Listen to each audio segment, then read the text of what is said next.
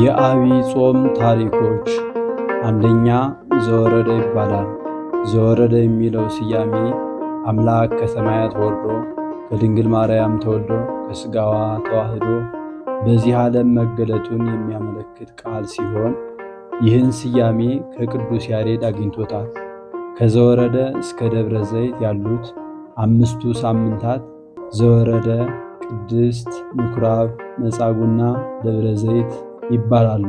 እነዚህም የ5500 ዓመታትና የእግዚአብሔር አብ ምሳሌ ሲሆኑ ከአብ ምሳሌ በሆነው በግዕዝ ዜማ እንዲቆሙ አድርጓል።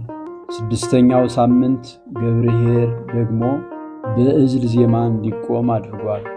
ይህም የእግዚአብሔር ወልድ ምሳሌ ሲሆን ወልድ ኢየሱስ ክርስቶስ ከድንግል ማርያም ከሥጋዋ ሥጋን ከነፍሷ ነፍስን ነስቶ በአጭር ቁመት በጠባብ ደረት ተወስኖ በ6ኛው ሺህ አጋማሽ መምጣቱን ያመለክታል።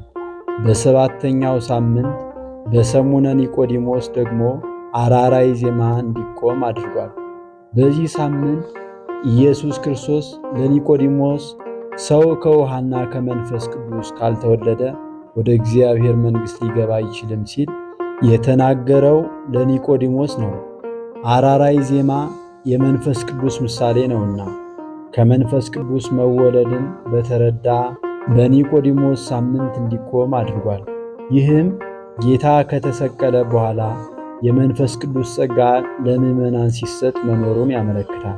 በዚህ ሳምንት ንጉሥ ሕርቃል ወደ ሮም ወርዶ መስቀሉን መመለሱን ምዕመናን በጾም በጸሎት ለሕርቃል መጾማቸውን ያመለክታል። 2ኛ ሳምንት ቅድስት ይባላል።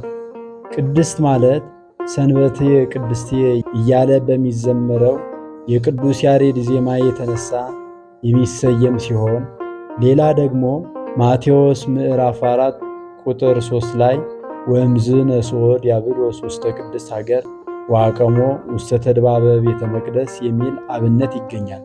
በዚህ ሳምንት ጌታችን ጥር 11 ቀን በፈለገ ዮርዳኖስ ከተጠመቀ በኋላ ዕለቱን ቆሮንቶስ ከሚባል በረሃ ገብቶ ከቆመ ሳይቀመጥ ከዘረጋ ሳያጥፍ ያለ መብልና መጠጥ ለሰው ልጆች አራያ ለመሆን የጾመበት ነው።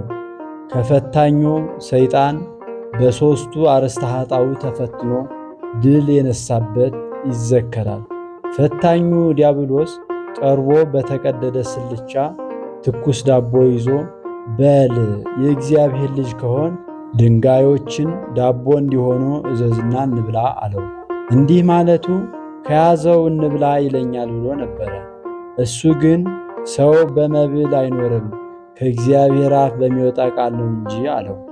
ከማኮ በህብስት ክመ ዘያሃዩ ሰብ አላ በኩሉ ቃል ዘይወፅእ እምአፉ ለእግዚአብሔር እንዴት በስስት ቢመጣበት በትዕግሥት አሸነፈው። እንደገና ወደ ቅድስት ከተማ አውጥቶ በቤተ መቅደስ ጫፍ አቁሞ በድንጋይ እንዳትሰነካከል ስላንተ መላእክቱን ይልካል ተብሎ ተጽፏልና ወደ ታች ተወርወር አለው። ጌታም አምላክህ እግዚአብሔርን አትፈታተነው ተብሎ ተጽፏል በማለት በትዕቢት የመጣውን በትሕትና ድል ነሳው። 3ኛ በማቴዎስ 4 ቁጥር 9 ላይ ወአርአዮ ኩሎ መንግሥተ ዓለም ወክብሮሙ ይላል።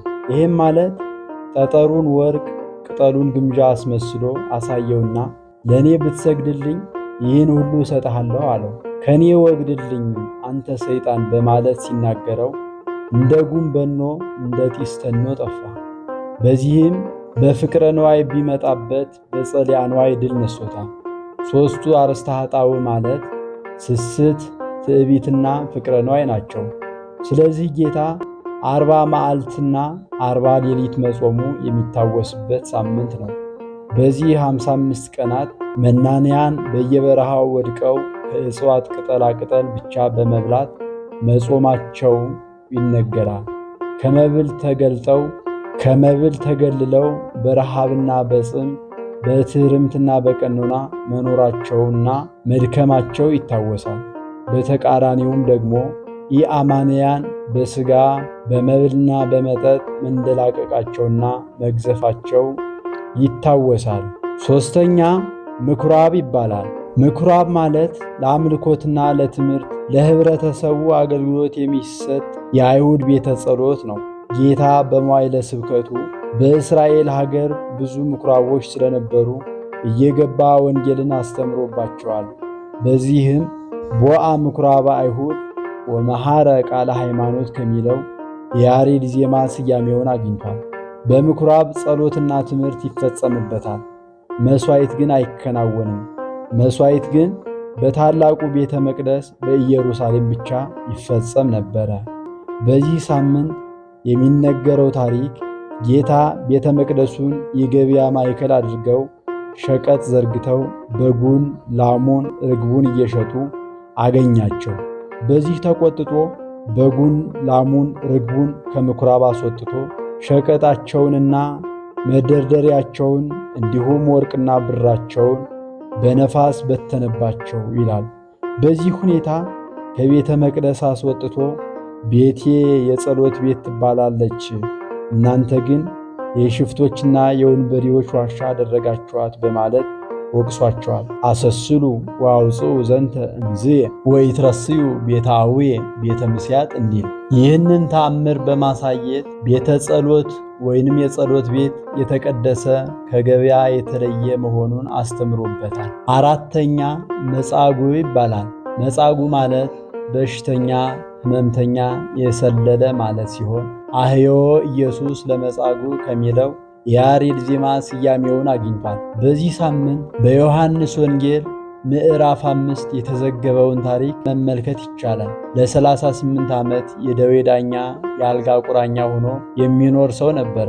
ምጥማቃት ዘብሩጳጥቄ በተባለው የጥምቀት ስፍራ ንጉሥ ሰሎሞን 5 እርከን አሰርቶበት ሕመምተኞች በዚያ ተሰልፈው ከዓመት አንድ ጊዜ መልአክ ከሰማይ ወርዶ ሲነካው ቀድሞ የገባ ይፈወስ ነበረ። በዚህ ሁኔታ ሕመምተኞች ባሕሩን ከበው ሲጠብቁ አስታማሚ ያለው ቀድሞ በመጠመቅ ይፈወስ ነበረ። ይህ በሽተኛ በዚህ ሁኔታ አስታማሚ አጥቶ 38 ዓመት ኖረ። ጌታ ቀርቦ ልትድን ትወዳለህ አለው። አዎ ጌታዬ፣ ሰው የለኝም፣ ውሃው ሲታወቅ ወደ ጥምቀት የሚያገባኝ በማጣቴ ነው አለው። ቢያየው የ30 ዓመት ጎረምሳ ነውና ነጥቆ ያገባኛል ብሎ ነበረ። ነገር ግን ባልጠበቀው ሁኔታ ወይቤሎ ኢየሱስ ተንስ ወንሳ አራተከ ወሁር ተብሎ በዮሐንስ 5 ቁጥር 8 ላይ ተነስና አልጋህን ተሸክመ ሂድ ብሎ በቃሉ ተናግሮ ከበሽታው አድኖ ሰደደው። በዚህ መጻጉዕን መፈወሱ ይነገራል። በሌላ በኩል በዮሐንስ ወንጌል ምዕራፍ 9 ደግሞ ሲወለድ ጀምሮ ዕውር ሆኖ የተወለደው የጤሜዎስን ታሪክ ያካትታል። ጤሜዎስ የዓይን ምስል የሌለው ግንባር ብቻ ያለው ዕውር ነበረ። በምኵራብ እየለመነ ሲኖር ጌታ ዕውራንን እያበራ ሕሙማንን እየፈወሰ እንደመጣ ሰምቶ በመንገድ የዳዊት ልጅ ይቅር በለኝ በማለት ጮኸ ወይንም አሰምቶ ተናገረ። ጌታም መሬቱን በምራቁ አርሶ ከግንባሩ ዓይን ቀርጾ ሂድና በፈሳሽ ውሃ ታጠብ አለው። ቢታጠብ ዓይኑ በርቶ እያየ ተመለሰ። በዚህ ሁኔታ አብርቶለታል። አይሁድ ግን ዕውር በማብራቱ ተንኮልና ክፋት አድሮባቸው ሰንበትን ሻረ የሚል ክስ ያቀርቡበት ነበረ። በዚህ ሳምንት ሁለቱ እንደ ባለቤት ሆነው ይነገራሉ። አምስተኛ ደብረ ዘይት ይባላል። ደብረ ዘይት ማለት የወይራ ዛፍ ቅጠል ያለበት ተራራ ማለት ነው። ከኢየሩሳሌም በስተ ምስራቅ የሚገኝ ሲሆን ከቤተ መቅደስ አደባባይ እስከ ደብረ ዘይት ድረስ 75 ሜትር ገደማ ከፍ ይላል። በዚህ ተራራ ኢየሱስ ክርስቶስ ተቀምጦ ስለ ኢየሩሳሌም መፍረስና ስለ ዓለም መጨረሻ ወይንም ዕለተ ምጽአት አስተምሮበታል። እንዘይነብር እግዚእነ ውስተ ደብረ ዘይት ከሚለው የያሬድ ዜማ ስያሜውን አግኝቷል። በዚህ ሳምንት ጌታ ስለ ዓለም መጨረሻ ስላስተማረበት የክርስቶስ መምጣት ይነገርበታል። እነ ሄኖክ ኤልያስና ዕዝራን የመሳሰሉ በብሔረ ሕያዋን የሚኖሩ ቅዱሳን ወደዚህ ዓለም መጥተው ወንጌልን በመስበክ በሐሳዊ መሲህ ሰይፍ ተቀልተው እንደሚሞቱ ይነገርበታል። እንዲሁም የትንሣኤ ዘጉባኤ ታሪክ ጻድቃን በቀኝ በኩል ኃጥአን በግራ መቆማቸው፣ ዓለም በነፋስ ተጠርጋ መጥፋቷ፣ ለትንሣኤ ዘጉባኤ የሙታን መቆሚያ መዘጋጀቷ ይነገራል። ስድስተኛ ገብርኄር ይባላል። ገብርኄር ማለት ገብረና ተሄረወ ካለው የግዕዝ ግስ የወጡ የሁለት ቃላት ጥምር ስም ሲሆን ታማኝ አገልጋይ ማለት ነው።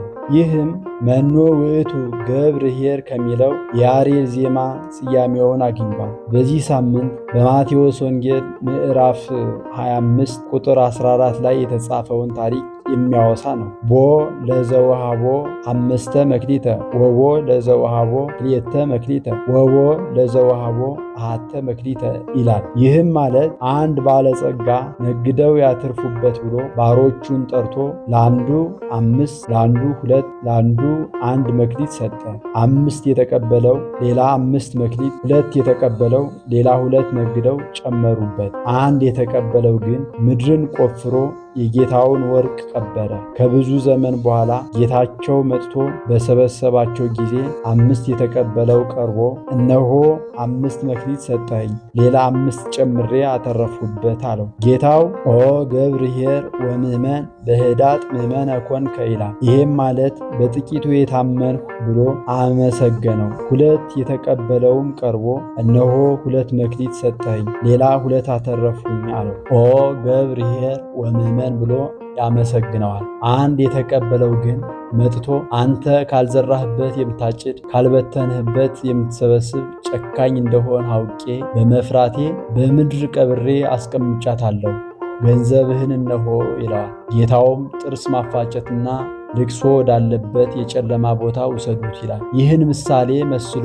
ጌታ ያስተማረው ትምህርት የሚነገርበት ሳምንት ነው። ይህንን ታሪክ ከማቴዎስ 25 ቁጥር 21 ላይ ተመልከት። ከዚህ የተነሳ ገብርኄር፣ ገብር ምእመንና ገብር ሐካይ የሚባሉት እንደ ባለቤት ተወስደው ይነገርባቸዋል። ይህም ምሳሌ ነው። ገብርኄር፣ ገብር ምእመን የተማሩትን የሚያስተምሩ መምህራን ካህናት፣ ያገኙትን የሚመጸውቱ አብዕልት ወይንም ባለጸጎች ምሳሌ ናቸው። ገንዘብ የቃለ እግዚአብሔርና የምጽዋት ምሳሌ ነው። ገብር ሐካይ የሚለው የተማረውን የማያስተምር መምህር ወይንም ካህን፣ ያገኘውን የማይመጸውት ባለጸጋ ወይንም ሀብታም ሰው ምሳሌ ነው። አነሳስቶ ላስጀመረን አስጀምሮ ላስፈጸመን ለልዑል እግዚአብሔር ክብር ምስጋና ይሁን፣ አሜን።